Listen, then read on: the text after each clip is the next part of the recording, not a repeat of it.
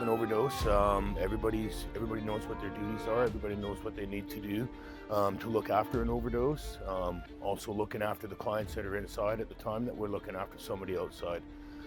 Staff does really well. It does take a toll.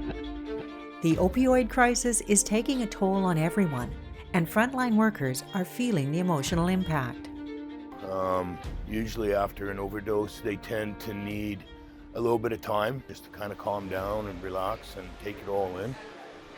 It's not gotten better, it's certainly gotten worse over the last while. So yeah, I'm seeing it a lot more now, almost on a daily basis.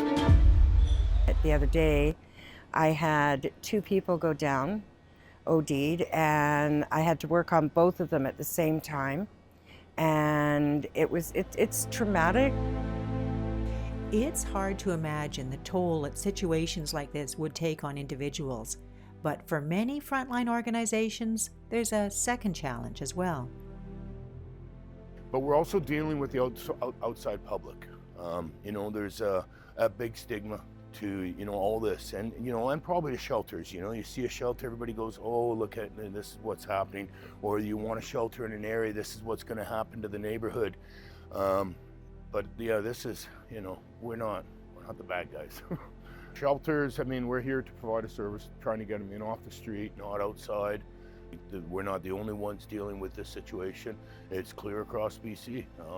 The opiate crisis that's going on right now, you just have to look at the numbers, right? And see how much that, the increase over the last 5 years is astounding. But yeah, it is definitely a crisis. International Overdose Awareness Day is Thursday, August 31st, and the Port Alberni Community Action Team would like to invite you to an overdose awareness educational session from 12 to 6 at Echo Centre.